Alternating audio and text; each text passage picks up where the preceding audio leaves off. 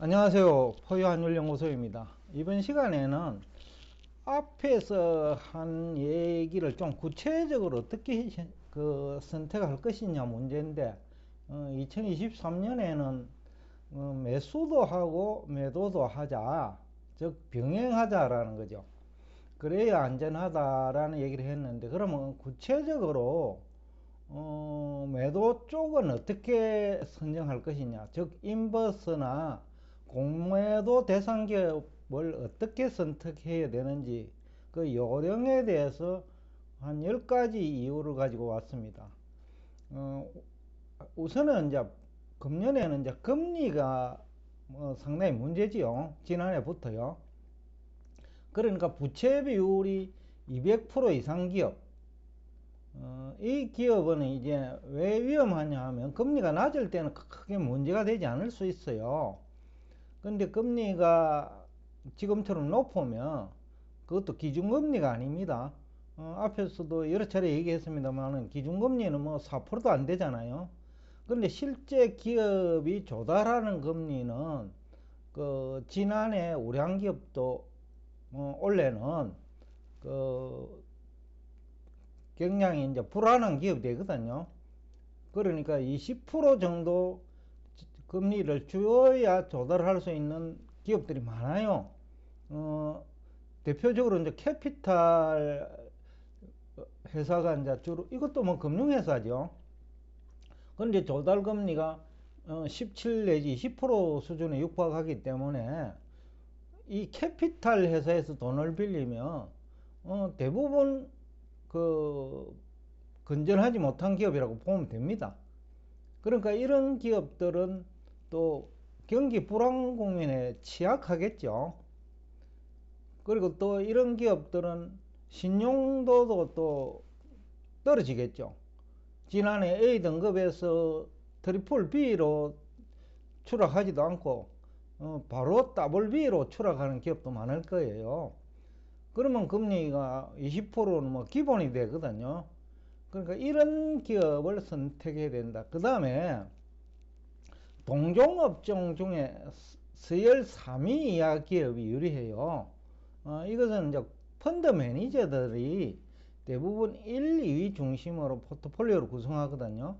그러니까 서열 3위 이하 기업 중에서 앞에서 얘기한 부채 비율이 200% 이상이고, 그 다음에 경기 불황에 취약하고, 그 다음에 신용 등급이 하락 우려된다면 이런 기업은 인버스 대상 기업으로 선택하도록 큰 문제가 되지 않는다.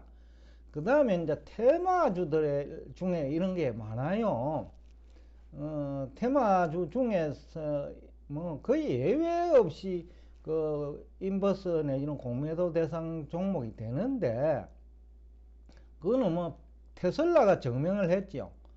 지난해 초마 하더라도 테슬라는 뭐 거의 뭐 미국 증시 투자자들 사이에서는 거의 뭐 유행가 가사처럼 뭐 정권 전문가들도 테슬라라고 얘기를 했죠.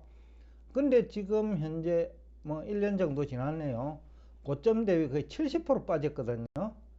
그러니까 그때 그렇게 테마주 중에서 유망하다고 하는 그 기술주 전기차지요. 그런 기업조차도 주가가 고평가되면 70% 정도 하락할 수 있다라는 것을 보여줬죠. 그렇다면 이제 무늬만 성장 주식도 있거든요.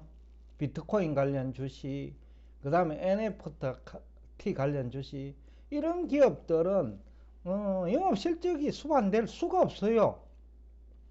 그러니까 이런 주식은 뭐 안심 낳고 주가가 거품 논쟁이 있을 때는 공매도 하면 큰 문제 없을 거예요.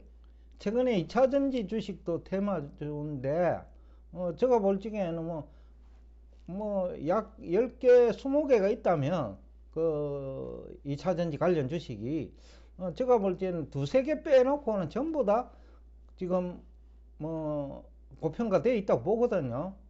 앞에서도 얘기했습니다만 LG 에너지 솔루션은 향후 5년 이후에도 그 지금 현재 주가를 설명하는 이익 안 나올 거예요.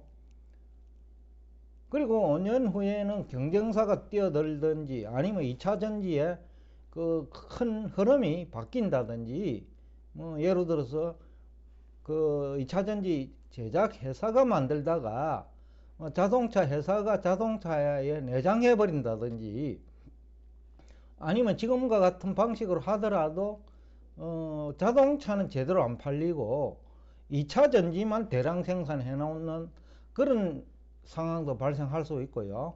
여러 가지 지금 노출되지 않은 악재들이 많거든요.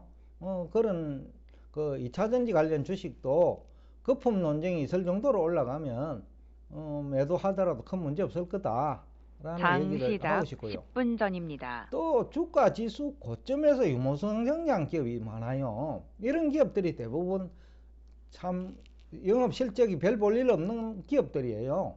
그러다 보니까 주가 지수 고점에 도달하면 그냥 유무상 정자를 통해 가지고 자금 조달해요. 근데 그 돈도 또 제대로 사용도 못해요. 왜냐하면 지금까지 영업하더라도 영업 실적 제대로 수반 안 된 기업이 유무상 정자한다고 해가지고 영업 실적이 제대로 수반되는 기업 그렇게 많지도 않고요. 배당 압력만 많고, 또 아니면 주주 목소리만 커져요. 주주 수가 증가하니까. 뭐 신약 개발 관련 주 중에 뭐 대부분이라고 보면 됩니다. 신약 개발 그래 성공한 기업은 100개 기업 중에서 한 개가 잘 안 나오거든요.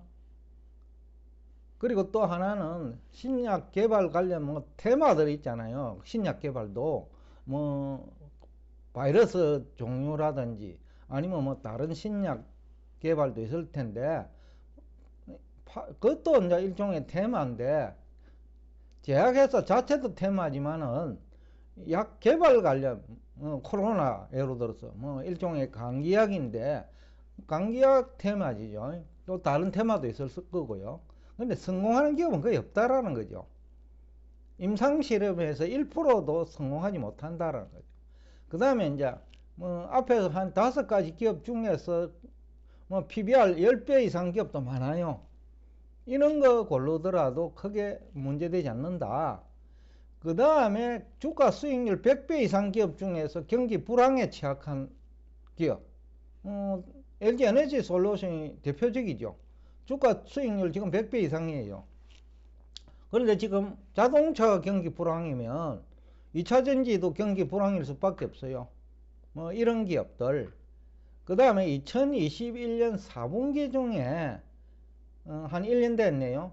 주택 관련 PF에 참여한 금융회사, 이런 회사가 상당히 올해는 고전할 거예요. 그 다음에 또 하나는 주가 지수 거품 논쟁이 있는 주식, 그건 많죠. 지수가 거품 논쟁이 있을 수도 있고, 테마주라든지 작전주 중에서도 이런 주식이 많고, 여하튼 작전주 중에서는 또 공매도가 제한되는 또 주식이 있기는 해요. 그런 경우에는 ETF 상품도 있을 수 있으니까 ETF 쪽에서 또 인버스 내지는 공매도 대상 기업을 선택할 수 있겠죠. 그런데 이제 지금까지 한 9개를 얘기했는데, 여기서 중요한 거는 그거예요. 지금 현재 주가가 대부분 많이 내리가 있는 상태죠. 그러니까 추격 매도죠, 이거는요. 추격 매도해서는 안 된다. 왜냐하면 이런 기업도 기술적 반등이 있거든요. 그러면 헐값에 공매도 해놓고 주가가 올라가면 불안해서도 못 살아요.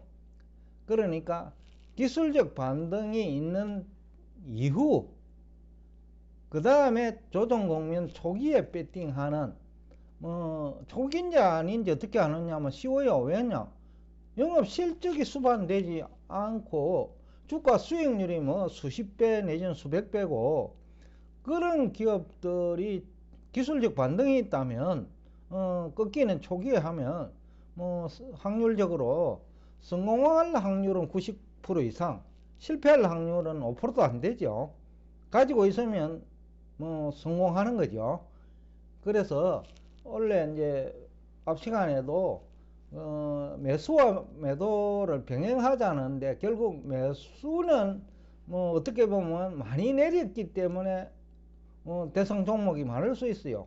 그렇지만은 그 가치주라든지 2023년에도 영업 실적이 증가했으면 증가했지 영업 실적이 나빠지지 않을 주식 고르고, 그 다음에 그 매도 대상 종목은 오늘 지금 한 얘기를 기초로 한 10개 항목을 점검한다면 실패할 확률은 아주 낮다 라는 얘기를 하면서 오늘 여러분과 대화를 여기서 끝내겠습니다.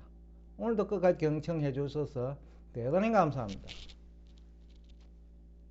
장 시작 5분 전입니다.